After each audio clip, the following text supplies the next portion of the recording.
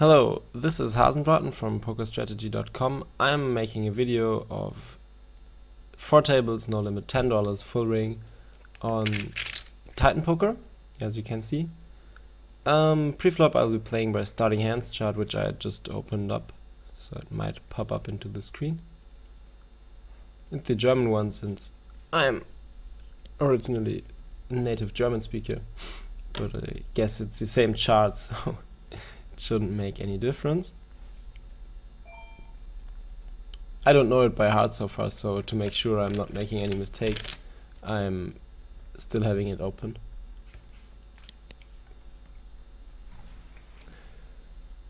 Well, of course, on the other hand, we try to play good, solid, tight, aggressive poker and see where it gets us.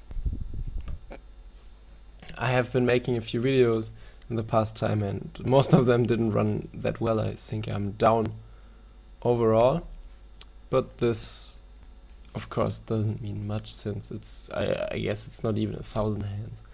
So the sample size is really small, and with a sample size small like this, you can't of course make any conclusions. Don't wonder if there are popping up some tables where I've been on the waiting list, because I've been putting myself onto the waiting list on like every table, because there were no Fullring tables open with open seats, so I just sat on every waiting list and started the video when I had 4 tables. Right now I'm thinking if I should exchange this one, because we have just 2 big stacks and 2 half stacks and the rest is short stack. So I think if I'm going to come through the waiting list on another table, I'm at least looking at it, because maybe it's a better one than the table on my upper right. And this table here isn't that good neither. I think we have 2 big stacks and 2 half stacks, and the rest is short stacked once again. So I might be inclined to exchange those 2 tables if I get better ones. In fact, it's not too easy to find good tables on Titan Poker these days, because, well, I don't know the reason, but there are lots of short stacks on Titan Poker tables, so can't really change this. I'm actually looking for some new tables. Is this one better?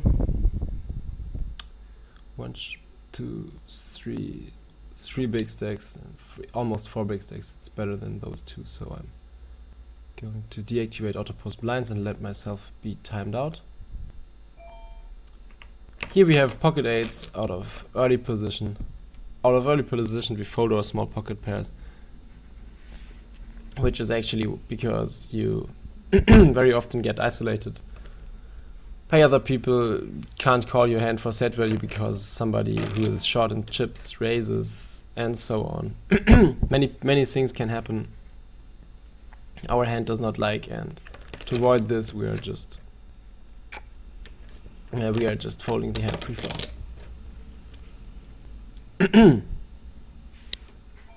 At the starting hands chart. Suppose, of course. Well, now I can exchange this table because I've been timed out, and I even will look at the second table we waited through, if it's better than the one on the upper right. 1, 2, 1, 2, 3 big stacks. It's not really much better, so I'm leaving here again and look up if I can find some better table for an exchange with the table on the top right. I'm already playing this table. I'm already playing the good tables though. Can't change that. Well, with 10 people on the table, and usually a $10 maximum buy-in, and some tables here don't even have $30 in total on the table, so the average stack is below $3. Well, that just kind of sucks for you if you want to play big stack poker, so you have to table select a bit. But it definitely is worth it, because your expected value against big stacks is just higher than against short stacks.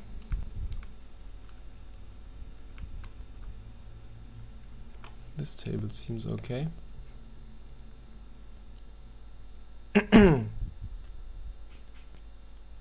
Here we have like 1, 2, 3.5. It's not really much better. What's going on? In the list it looked better, unfortunately. Well,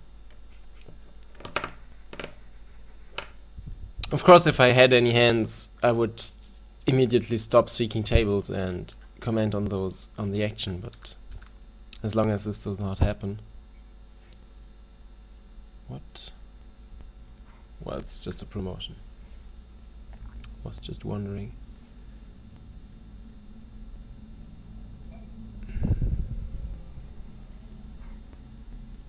Here we have pocket sevens, possibly being playing them.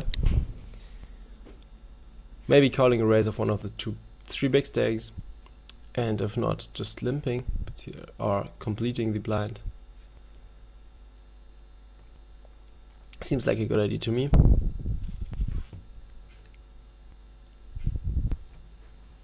Let's like we just complete, and we hit our set, which is good.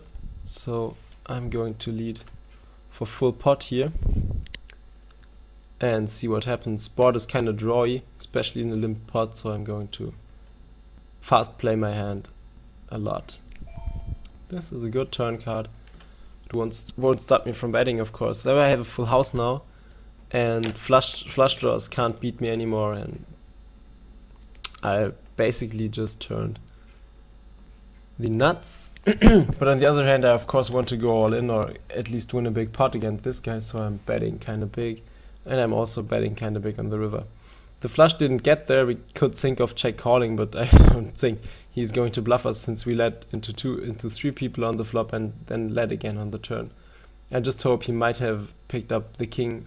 He might have the king of clubs or something, and some way have a king, or maybe talk himself into a hero call with a jack. He has indeed completely misplayed ace king, but luckily he has a king and called with it, so this is okay. Here we have kind of okay table 1, 2, 3, 4 big stacks, way better than here, so I'll definitely exchange this table.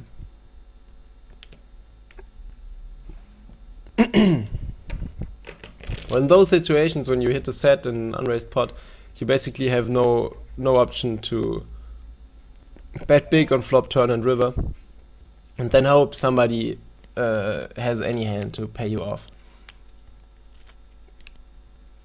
If you have no special reads that somebody is going to bet on any street, and that might make a check raise more profitable than a bet.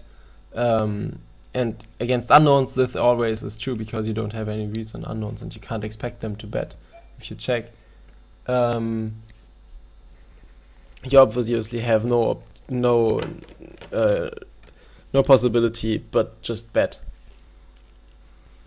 big on all streets. That's also kind of biggish pot. Limp raise, cold call raise, 3 bet, limp raise all in, fold, 5 bet over limp raise all in. This is pretty sick, especially because those two have some money behind. So I expect him usually to have a real big hand here. And I'm totally off. It's pocket sixes against 7-8 off. I don't know what the hell put him into the spot to isolate the limp raiser with 7-8 offsuit, and neither do I know how the heck this pocket sixes guy comes to limp raise all in with his pocket sixes. Well, this is just where it gets a little bit ridiculous, but of course profitable for us. If people do this on your tables, you should be really happy to have a seat, and well, just wait a bit and play some tag poker and wait until the money comes into your pocket. You don't have to do much to achieve this.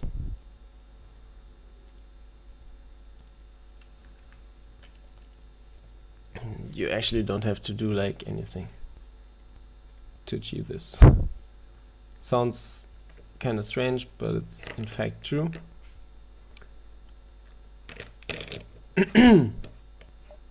Because this is just the limp raise was a ridiculous move.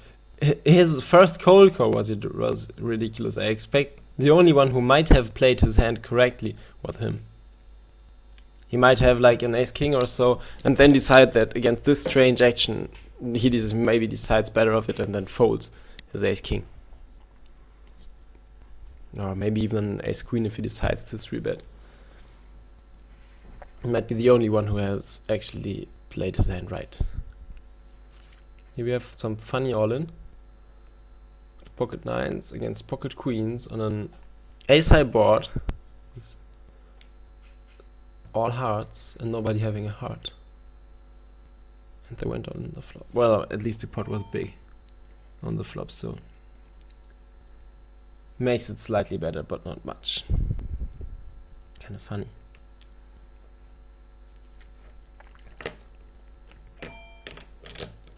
Well, here we post, of course, our blind on this slightly better table.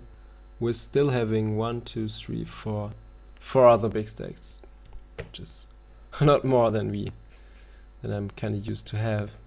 Unfortunately, our first hand is ace queen suited, and we have to fold to a raise. Maybe not if you're like everybody cold calls. I would cold call it too, but it's very unlikely, and now gets to a fold. Of course, I would have liked to play an ace queen suited, but against the raise out of early position, especially against a guy like him, it makes not much sense. I have to check fold 2 out of 3 flops. Even if I hit, I'm not always ahead, so folding sucks a bit, but is actually the best play. No showdown, unfortunately, would have been interesting. At least I would have been interested in. Ace-9 offsuit, I can directly hit the fold button. And here we can post our blind in the cutoff when it gets to us.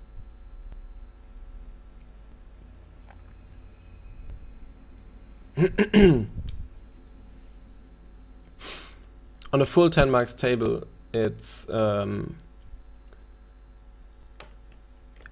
profitable to post your blind in the cutoff. It costs you even less money than posting your blind in the big blind, because out of the big blind you pay 1.5 big blind to see 10 hands, and from the cutoff you pay 1 big blind to see 7 hands, which is a slightly better ratio. So do this. Well, here this table unfortunately gets kind of short, but I think I'll stay here at least a bit and hope it fills up with some other big stacks, not like him, because there were actually a lot of big stacks, which is good for me. So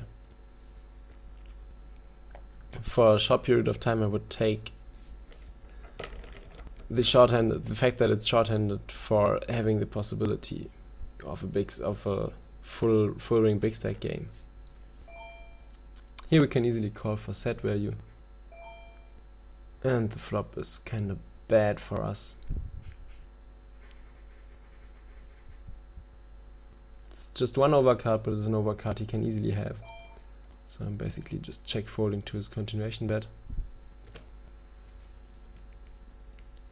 And here we have Jack-10 suited out of our blind post, and here I'm basically going to check because people already entered the pot.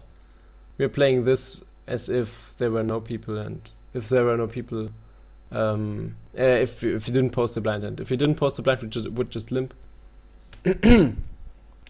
Since we already have our big blind in, we also can like just check. Unfortunately, that's kind of bad flop for us. We have absolutely nothing. Jack high as and 2 undercards doesn't really help us. I don't really expect to be ahead here, and I don't really think it makes sense betting, so I'm just giving this up. I'm not betting. Ace high is calling too often, or pocket pairs are calling too sometimes. I'm not bluffing into 3 opponents here. King 9, 5 deuce. All those are hands we don't want to play. 4-5 off might be close if like a lot of people limp it here. You could think of coming along and trying to see a flop. You have to realize your hand is pretty bad. 4-5 offsuit can't make much but a straight. Besides the fact that it can, as well as all hands do, it can make like full houses and quads and stuff. But that every unpaired starting hand has the same possibility of making those, so I don't count them in. So everything beside that 4-5 off can make is a straight. Pair hands with 4-5 off don't count in a way that they are not strong enough. One pair hands, as well as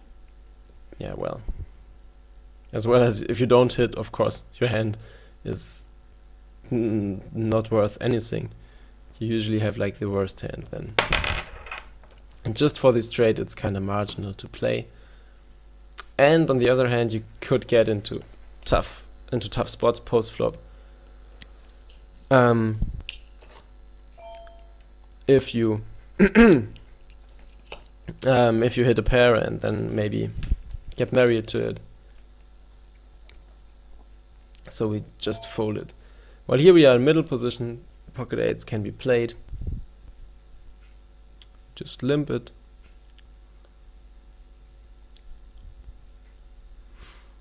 And miss closely. So we just check and then fold. If the turn on the flop, I'm just check folding. Sometimes I do have the best hand indeed, but if I do have the best hand, I'm not getting paid off by anything, because what should call my flop bet here? Check calling sucks too, because he can easily value bet us. If he has a speed and try to draw out on us with like a 6 out or like ace 9 or something, has 6 out to us. Check behind, draw out on us. We don't know where we're at. So check calling sucks too. And on the flop there, I'm just check folding. If the flop gets checked through and the turn is a blank, I'm definitely betting, because I expect most of the time a king would bet the flop. So I expect there is no king, and since the turn didn't change much, besides somebody having like, if the turn is a 4, somebody has deuce 4, of course he draw out on me, but it's pretty unlikely for somebody to draw out on me with a card lower than the 8. The possibility is way higher that my hand is beat on the turn if a card higher than my 8 comes. So I would be inclined to bet the turn if a blank comes. But unfortunately there was no turn, so there was no bet. In this situation we are also in middle position and can call the big blind, because those two are early position players, and since there is somebody sitting out, we can play the hand, as well as here we are also in middle position and have a small pocket pair. So we limp and try to see a cheap flop and maybe hit a set. Miss once again. And give it up. And here the hand did not actually proceed. He raises. He has 390 behind. This is 13 times what he raised. So 13 is lower than 20, which makes this a fold, unfortunately. So I throw my hand away. Wait for next time. If he raised 40 cents, I would definitely have called, because against him I have got some good implied odds. But against the semi-short stack here, medium stack, my implied odds are not too good, so I fold. As the starting hands chart tells us to. Pocket 6 is out of early position. Will be folded as every small pocket pair.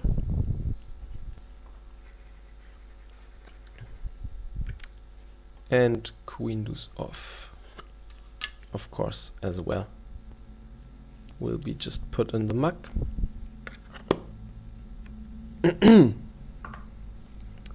Sorry, I've got a bit of a cold, but I think it's okay. 10-4 suited can of course possibly flop some some valuable hands like a flush. That's basically it. Like a flush draw, straight flush draws, or something with one card straight draw. That's basically it. So I'm not calling a raise here, so I check fold. Since already somebody limped in the pot, I'm not giving away too much information. There are some people, like, they open limp their small blind, and look, if the big blind immediately checks, they expect the big blind to have activated check fold or check, so he has no big hand, then they bet the flop. If you don't check immediately, they sometimes don't bet the flop because they fear that your hand might be better than a check folding hand, because you might have at least thought of raising even if you didn't. This indeed is a real small use of information, but you can do it because it doesn't cost you much, especially if you're just four tabling. You don't have too much to do to to don't use the check fold button here if nobody entered the pot. Since here somebody already entered the pot, it makes no difference at all. Big pot here.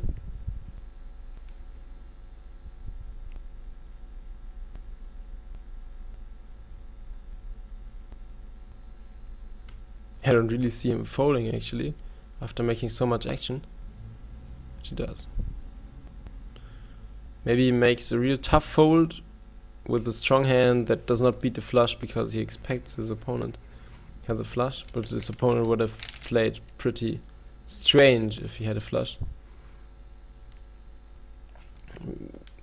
He raised, he limped, then he got raised, then he calls again. Then he donk bets, gets raised, calls, check calls, kind of biggish bet, and then donks all in on the river. He might, of course, have a flush draw here, but he can as well have, like, I don't know, a 9 or something else. He can have a lot of hands, and I would not lay down a valuable hand in this situation on the river. But as a matter of fact, I think I would have bet a little bit bigger on the turn if you... I don't really know. We can calculate it down. It's 120 from both of them, makes 240. Plus 80 is 320. So if you lead the turn, if you bet the turn for 280 or 3, the pot on the river would have been $1 bigger. So 966. Oh, okay.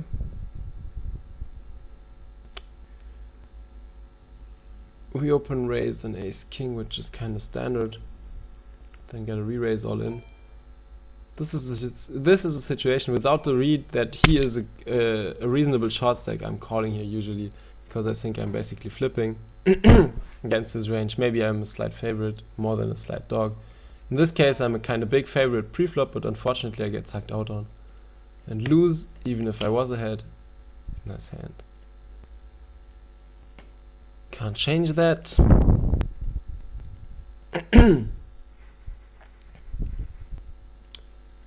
Well, I'm back to this hand. So we had 240 plus 80 from pre-flop is 320, 335. If you bet 3, river pot wouldn't be 866 or what it was, though it would be 966, and he would have to call 416 into 966, which makes calling way easier. And of course, since I raised the flop, I wouldn't bluff bet the turn, so I would always have a hand if I bet this turn. So. And think his line was too good.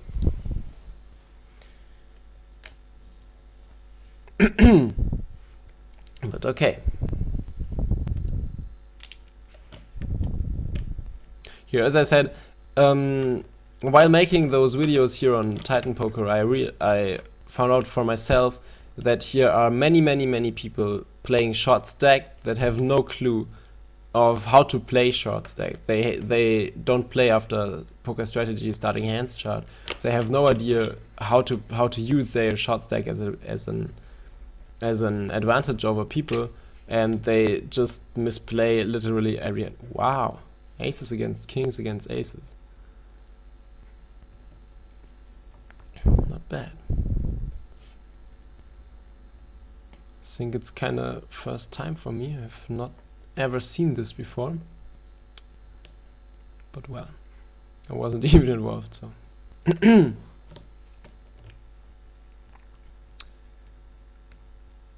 Queen jack suited out of middle position. If somebody limped in front of us, we would also come along. But since nobody did, we are just folding. Well, actually, I missed the point of what I was explaining earlier, before we had some hands and this hand down here. Okay, so I have to excuse myself, but something else drained my focus and now I forgot what I was talking about. If it was really interesting and you really want to know it, you can remind me in a comment on the video or something, and I'll try to remember it and give the explanation after making the video, so you don't miss this information. Here I hope nobody raises, so I can get in a pot with him, because he appears to be bad. Unfortunately, this guy here raises again.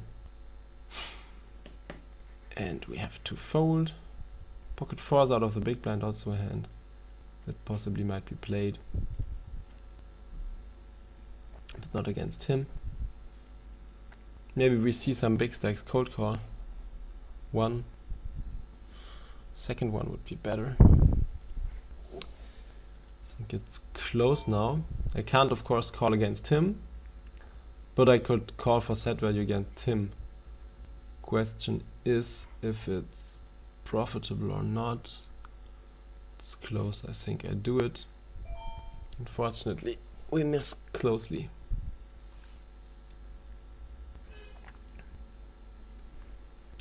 This card here being a 4 would be really nice. But unfortunately it's not, so we just give it up. This is kind of close call, because you can't call for set value against the short stack, but you could call easily against him, because against him I have like 33 times what the preflop raise is left on the flop. So against him I have good implied odds. Against the short stack preflop aggressor I don't have. So it's close whether, and it stands or falls with how good or bad he is. If he is good and having kind of clue of the game, it makes no sense to cold call here, because he's not going to pay us off very often. If he is really bad, it makes a lot of sense to call, because well, as if he's bad, he's going to pay us off very often. So now we have an overpair against this strange fish guy who min raised. I think on this flop I'm bet folding.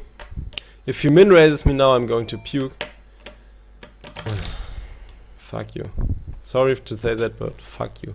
This sucks because I'm getting good odds and my hand might be good, but I don't know it and I don't know how to find out. And since I'm trying to avoid tough decisions and big pots with marginal hands, I'm just doing what I said and bet folded and now give my hand up. I don't expect this kind of guy here all too often to be bluffing here. He might be min raising more or less a lot of hands pre-flop, but I don't expect him to instantly min raise my flop donk bet without a hand here. Sometimes you of course do this with like ace king or ace queen. He does not want to give up, but I think it's very much more likely for him to have just a better overpair and have me beat by far. So bet folding makes this hand here cheaper to play. And on the other hand, I expect him to be very inclined to call me with various worse hands, so that's also a reason to play. Well, here ace queen off against two limpers on the button. We just make it 6 big blinds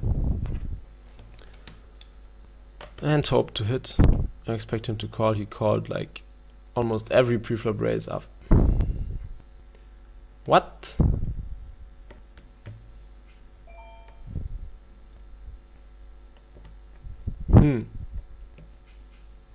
Earlier he went all in with ace queen.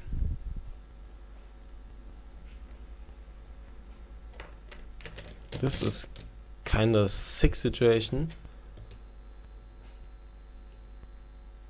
because I really want to call, because I can think of him doing this for various reasons, and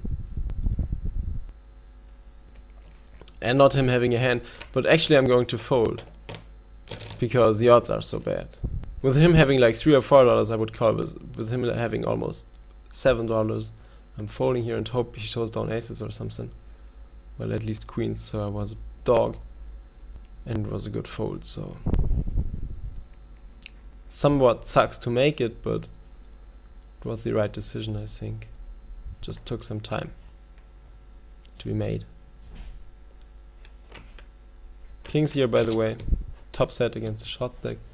I'm going to make my continuation bet, but I'm not going to make it big, because against his stack I don't have to protect much.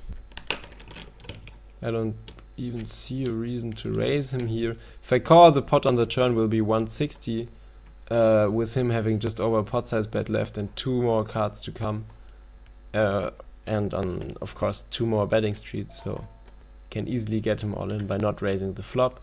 So I'll take some time, think a bit, make some Hollywood, and then bet. If he calls here, he's basically committed. And he appears to have like nothing, I think.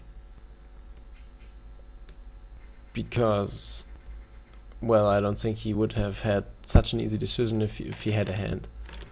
He might end up folding though, but I don't think he would fold so fast if he had a hand. Maybe he just tried to buy the pot. Ace queen suited out of middle position with the limper ahead. Wow, this was wrong. After the starting hands shot, this was wrong. I would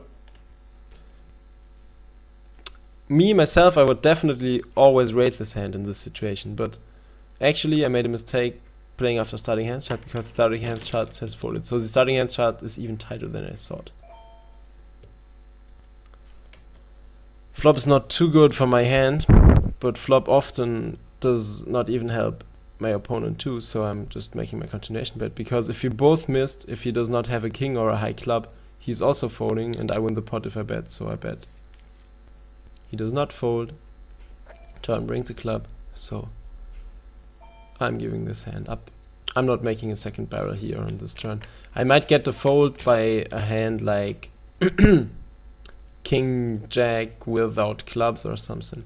That's basically it. And I think he very often does actually have some clubs here. He does not want to fold. Nice answer, take it. Please show me the ace of clubs. No, you don't.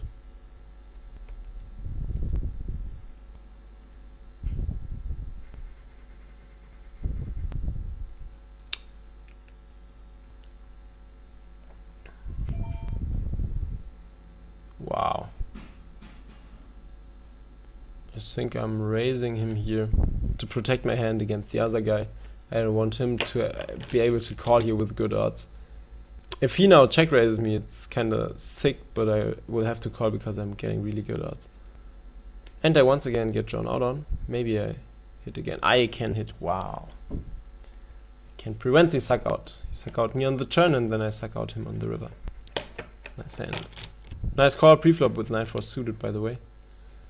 I would also always do that too. It's really good play. Do that. Of course, it's not. Makes no sense, especially with his deck. That's what I was talking about. Many people that sit on those tables have no clue how to play with their short stack. They just play short stacked, I guess, because they got used to losing, but they prefer losing not so much. And you can't lose that much money if you sit on the table with less. So they sit on the table with less because they lose less then, I think. It's just a guess by me, but I think it's kind of appropriate.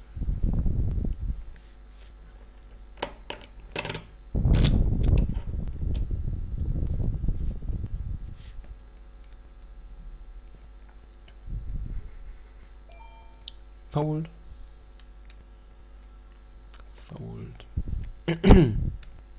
Not getting too many hands at the moment.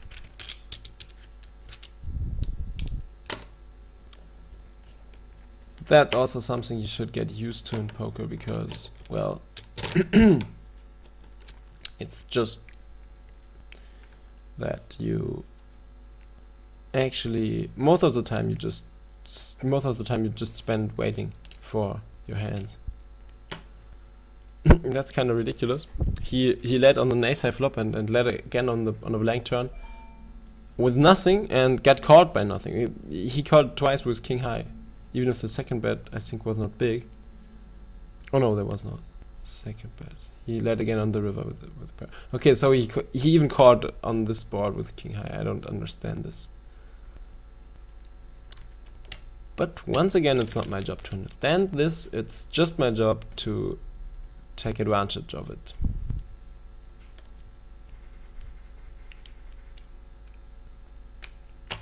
You can't always understand the mistakes your opponents are making. You can just realize that they make mistakes and then try to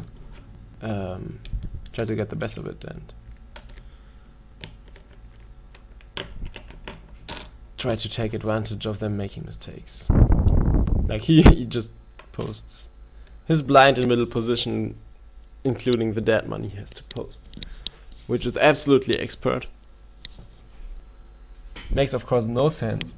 That's what I meant with waiting. Most of the time you spend waiting, because in this situation, if you time out in middle position and you will have to post the big blind plus dead money, it makes of course no sense. It makes much more sense to wait until you are in the big blind or in the cutoff, depending on the number of players on the table. So this is once again where it does not. It just takes time. It just takes a long time of waiting, but it is actually profitable.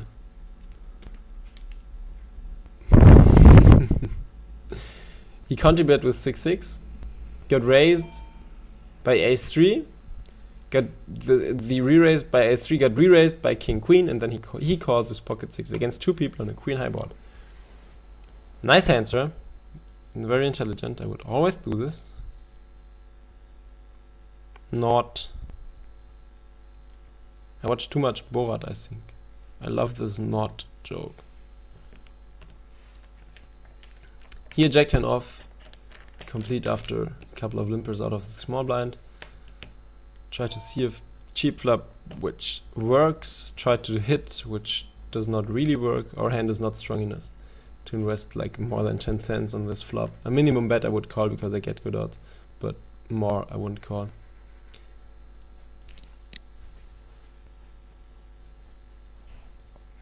If the turn blanks, once again, I'm betting it because I expect most aces to bet this flop. Unfortunately, when I have an ace-king suited, the big fish fold. But there are other people we can play against.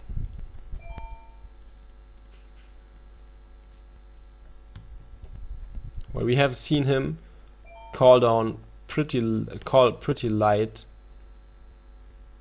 It's a question whether or not to bet. The river card doesn't really appear to be good. I think I'm check calling a moderate bet and check folding to a big one. He can easily have a 5 here, I think. I'm not that sure if he's going to bluff me all too often. Am I going to stick with my read? I think I do. I expect sometimes him having a 5 here, but I also expect him to sometimes bluff with a flush draw. Since I'm getting good odds, I'm calling. And he had the 5 with a flush draw, of course. Well, here against somebody was having a little bit more than a pot size bet left, it's a flop where I put it in, because even if he calls me and has me beat, I usually do have outs. I have 4 outs to the nuts, one backdoor nut out with a backdoor nut flush draw, and I have 2 overcards, which also often help me even if I'm, well, of course not if I'm far behind, but if I'm just a little bit behind, like against a hand like J10 or something. My ace and my king are good, so I just put it in because he's going to fold his misses too, and I just win the pot often enough.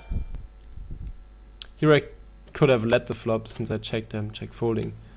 With a pair heads up it's okay, but this is not the best flop because he can easily call you with a hand that has a lot of equity against you, even if you are indeed ahead and he is in the position to bet you up, to steal the pot from you pretty often. Well, I think, as you can see, I'm coming to an end with this video. I dropped a little bit, but I hope it was indeed interesting, and you were able to learn some new things. You had some interesting situations. Maybe you saw your own leaks, maybe you saw your own strength in what I did or what others did, and you can take the best of it out of it for your own poker play. I say goodbye until my next video, which maybe contains more action, or maybe contains me winning, which would also be cool, but didn't happen in the past few videos. Anyways, I wish you a good time. Goodbye.